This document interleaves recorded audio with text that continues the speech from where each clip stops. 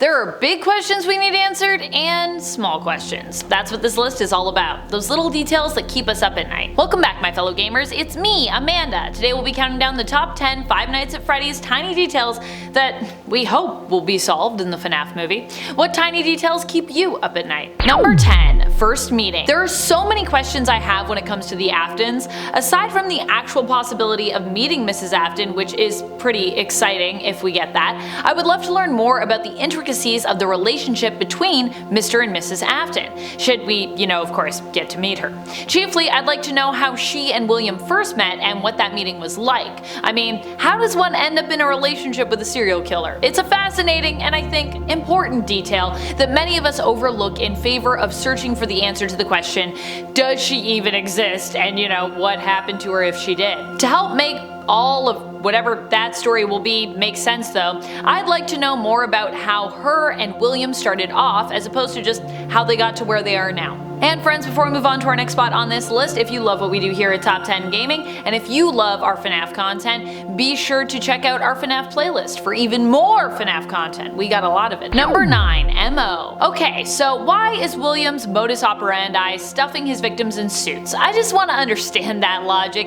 It's not a big thing in regards to the whole, why does he even kill people question, but why dispose of the bodies in a way that basically you'd think would allow you to be very easily caught? And how was he never really caught? I mean, I guess he kind of was caught, but then he wasn't permanently caught. I have a lot of questions in regards to this smaller detail. I know the motive for the killings should be our focus in terms of what we want this movie to explain to us, and honestly that's also a huge question for me, but this is also a smaller detail that I need an answer to. Help me out, FNAF movie! Number 8. Name of crying child. Is this a tiny detail? It seems tiny on paper. After all, we already kind of have a name for CC, I mean it's crying child, so we have something to, denote them by and call them by, but it is strange that we don't have any kind of legal name for them. For me, this name has always been part of a greater mystery, but it could just be a simple name like Evan, the name many of us consider to be most likely the real name for crying child at this point. I really wanted Gregory to be crying child, although this seemed like it would be an odd fit, but I'm still hoping that we get some sense made of both of these characters and their interesting similarities to one another. Getting crying child's name potentially in the FNAF movie could be a step in that direction. Number 7. Michael's childhood. I'm not even talking here about what Michael's true parentage or origin is. This is more about the smaller details in regards to his childhood. Did he have friends? What were they like? Where did he go to school? What were his aspirations in regards to, what he wanted to be when he grew up? Did he always want to be a security guard? I'm more hoping we get a sense for what his childhood was like and what his feelings are towards that. I mean, I'm also hoping that this is something we get in addition to answering the bigger question of, Michael's parentage and how that all works and exactly what he knows of his connection to the Afton name, but for the most part, I just really want to know more about Michael as a character, as he feels, kind of one note at this point. I just want him to be more developed. And a good way to get to know him better would likely be through his own connections to his past and his feelings about that. Number 6. Legal matters. Something that is very strange in regards to this franchise is that at no point does there appear to be any indication that Fazbear Entertainment had any kind of legal matters. The closest I feel like we get is with FNAF VR when we have to sign, kind of like a legal contract or a waiver before starting the game that seems to be summarizing everything that could go wrong and how you basically accept that Fazbear Entertainment is not responsible for anything that does go wrong. I'm not sure how Fazbear Entertainment managed to dodge responsibility this entire time, but I'm hoping we're going to see more waivers like this in the movie to kind of explain that. I mean, you've got to, right? Or we've got to see there were actually legal matters that just haven't been described at all in the games or the books. I'm just saying. Number 5. Nightmare animatronics. One of the most wild things that I think definitely could use some exploration, but isn't really, I would say, a major point that we focus on usually, is the nightmare animatronics. Where did they come from? Are they real? Are they hallucinations or literal nightmares? I'm hoping that the movie may introduce us to the nightmare animatronics in a way that explains exactly what they are and I guess why they exist. Personally, for me, this is something that is really only touched on, or at least appears to be only touched upon in the games and a little bit in the books. We even see one drawn on the back of the FNAF Survival Handbook, which may imply that these animatronics do exist in real life, otherwise how would you draw that? But I don't if they do exist in real life, because if they do, like, why do they exist? What's their purpose? Maybe that's a nightmare animatronic that was drawn from a dream. Or are they just some freakish creations that William made just for fun to scare kids? I mean, likely his own kids, because I feel like those are the ones that were the most bothered by them.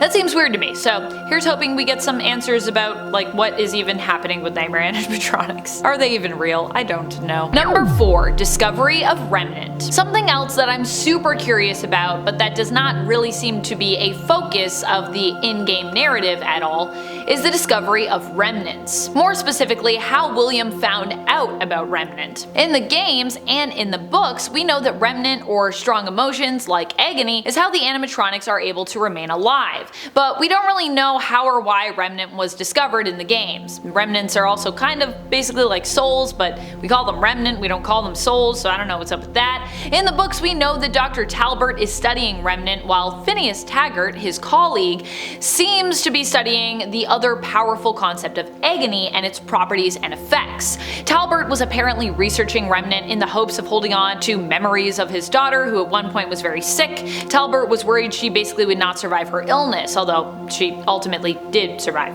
In the games, we know even less about Remnant, which also seems to be somewhat different from the description that we're given of it in the books, so it'd be kind of nice to clarify some of this in the movie, and also, I guess, define a little bit more what Remnant is and how William found out about it. Number 3, the detectives. I've always found the case involving William to be interesting, because at the end of the day, they never were able, or I guess were willing, to keep him locked up.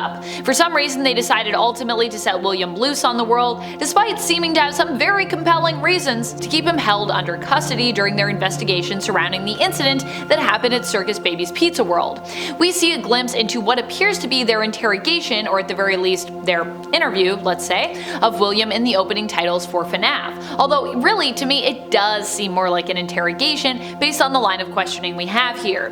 They definitely seem to suspect William as the creator of the animatronics used on site that incidentally malfunctioned. They seem to be kind of trying to link things back to him. Of course, his daughter was the one who was kind of harmed in that incident, so maybe that's why he was released, or maybe the police decided to cover up what really happened for their own reasons. Publicly calling the incident a gas leak, obviously, so that seems to imply that they didn't want people to know about what really happened for some reason, instead of, calling it what it really was. Number 2, the evidence. Well, it's pretty suspicious that William was held in custody and released during the incident at Circus Babies. What's even more strange, and a detail that I feel like we don't often spend too much time fixated on, is even before this, William was captured by the authorities with evidence that he'd actually killed prior to this during the massacre at Freddy Fazbear's Pizza. Despite having supposedly caught William on camera in the act, they let him go because they couldn't find the bodies? However, this isn't typically how murder cases work.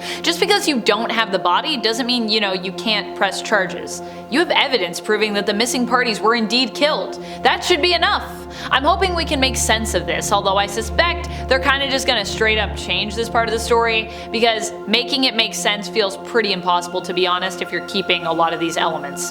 Although hey, you know what, if they give us a fresh story that makes sense, at least they made sense of it, so I'm willing to take that. Number 1, multiple businesses. The real question is, how was William even able to open up other restaurants after the fiasco of his first? Where was he getting this money from? Did he have investors? Is he an eccentric and sociopathic rich person? I understand maybe after Fredbear's Diner and the travesty that happened there, keeping Freddy Fazbear alive, but after being caught on camera as a murderer? How would he ever be able to open a similar business again, even under a different name? Is this why he has a British accent and sister location? Is this a disguise? I don't understand how he ever could have opened Circus Baby's Pizza World. I really don't. I'm just imagining William doing a British accent to disguise himself for some reason, being like, oh yes, I'm William Afton, but not that William Afton, no, I look exactly like him, but I'm not that William Afton, no, trust me, I would never murder anyone. Totally believable. Alright friends, well that's about it. I hope you enjoyed this list. As always, stay safe and keep on gaming on. Pew pew!